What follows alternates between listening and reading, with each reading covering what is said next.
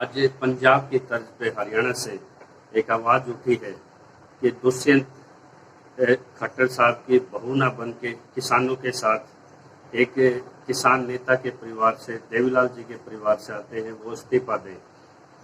जिनके राज्यकाल में, जिनकी मिनिस्ट्री में अब बहुत घोटाले हुए हैं, जिनके सारे दस्तावेज और दुखती नसाद सीएम के पास है, तो क्या इस स्थिति में वो, जिनकी सुबह जेल में भी हो सकती है, क्या वो इससे 11 मिनिस्ट्रियों की जो मलाई खा रहे हैं, क्या वो जनता के दबाव में इस्तीफा देंगे? तो इसके पीछे जो पृष्ठभूमि है उसको बरगलाने की कोशिश की जा रही है एमएसपी के नाम पे। एमएसपी क्या है और क्यों आवश्यक है?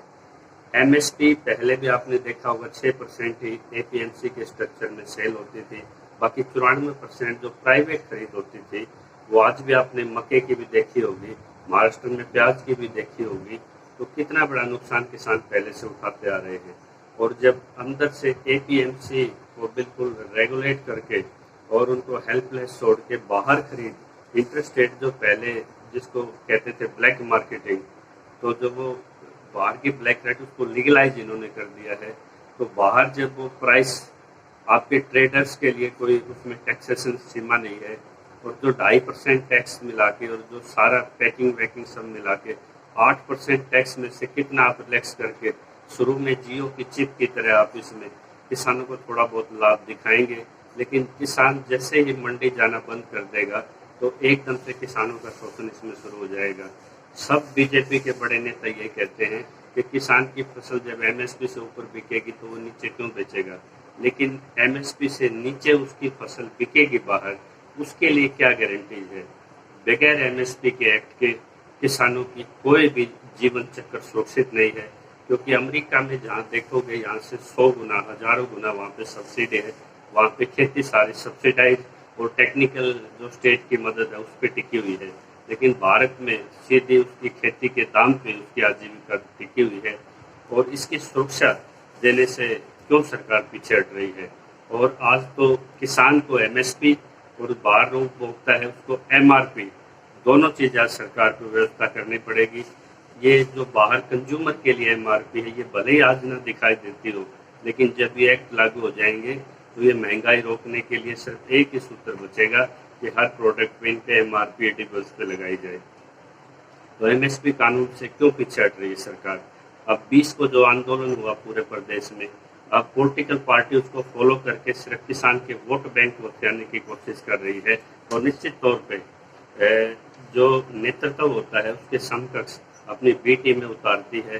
किसान सेल हर एक पॉलिटिकल पार्टी ने बना रखे हैं, नहीं तो फंडिंग से आंदोलन को रेगुलेट करने की कोशिश करती है। तो किसान एमएसपी के बगैर अधूरा है, और ये एक्ट किसानों का जिस तरह से दोहन कर रहे हैं, इस मंडी सुधार एक्ट में सबसे ज़्यादा नुकसान आड़ती का है। गद्दी वाले की जगह अब गद्दारों को दी जा रही है। जो मल्टीनेशनल कंपनी इसको रेगुलेट करेंगी वो निश्चित तौर पे उनके चाइना के ब्रिक्स से उन्होंने पैसा भी उठाया है, बाहर बैंकिंग से उन्होंने बड़ा पैसा उठाया है।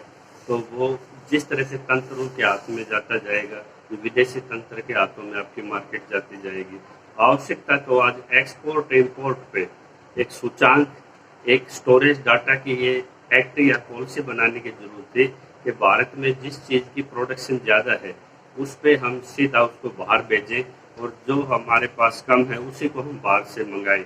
लेकिन जैसे आपने महाराष्ट्र में देखा होगा, जिस प्याज की कीमत 20 रुपये किलो की बांग्लादेश में जो 55 रुपये किलो बिक सकता था, साउथ अफ्रीका में 65 बिक सकता था, सरकार किसानों को वहाँ भी लाभ नहीं देना चाहती।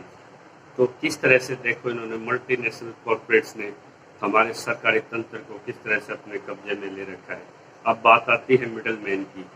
जो आड़ती अंदर रजिस्ट्रेशन कराएगा, लाइसेंस कराएगा, डाटा सेल प्रोक्योरमेंट का प्रॉपर अपलोड करेगा, उसको 2.5% कमीशन देने के बावजूद भी पैरेलल उसके बाहर खरीद हो रही है।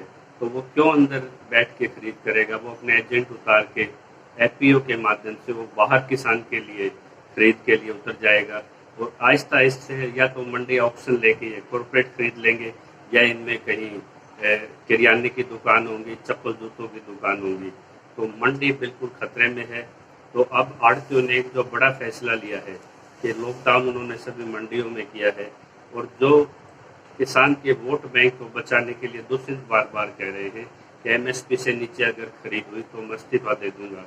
और आड़तियों ने फैसला लिया है कि जब हमें स्वैत आहिस्ता आहिस्ता खत्म होना है तो हम मंडी के दरवाजे तभी खोलेंगे जब हरियाणा सरकार के पास एपीएमसी और एग्रीकल्चर ये सब्जेक्ट स्टेट मैटर्स हैं, जब तक इनकी विधानसभा में ये प्रस्ताव नहीं होता कि हरियाणा इन 3 कानूनों को हरियाणा में नहीं लागू होने देगा। जहाँ एपीएमसी में विशेष सुधार की आवश्यकता थी, वहाँ इस एपीएमसी को खत्म करने के लिए सरकार का फैसला दुर्भाग्यपूर्ण है और एक खेल में भी डाल सकते हैं कि खरीद लीजिए आप मंडी से बाहर। आपने मंडी की हमारे अंदर का व्यापार तो वैसे भी खत्म कर दिया, तो तभी सरकार की इसमें जवाबदेही बनेगी और बाहर जो भी खरीद होगी उसके लिए एमएसपी कानून नितांत आवश्यक है। जब कानून एक बड़े 70% एक जो किसान, माइग्रेंट लेबर्स और जो कृषि आधारित टेनेंट फार्मर्स हैं, उनके लिए जब एक कानून से एक व्यवस्था हो सकती है, क्योंकि सॉवरेनिटी का यही मतलब है कि जो भारत की जनता है उनके इंटरेस्ट के लिए सरकार फैसले ले। तो एमएसपी जब एक निष्कर्ष के बाद, सभी एनालिस्ट, सभी रिपोर्ट्स के बाद ये होगी कि उसको कानून बनाना आवश्यक है, तो ये जसपा और भाजपा संगठन इससे पीछे क्यों हट रहा है? क्योंकि किसान इसके लिए इनको किसी भी सार्वजनिक मंच पे बहस के लिए आमंत्रित करते हैं। अगर सरकार एमएसपी कानून नहीं लगती जब तक किसानों का आंदोलन, मुझे नहीं लगता कि वो किसी तरह से मंद पड़ेगा और इनके इस्तीफे क्या इनको सरकार भी इसके लिए गंवानी पड़ सकती है, क्योंकि कृषि आधारित पंजाब हरियाणा है।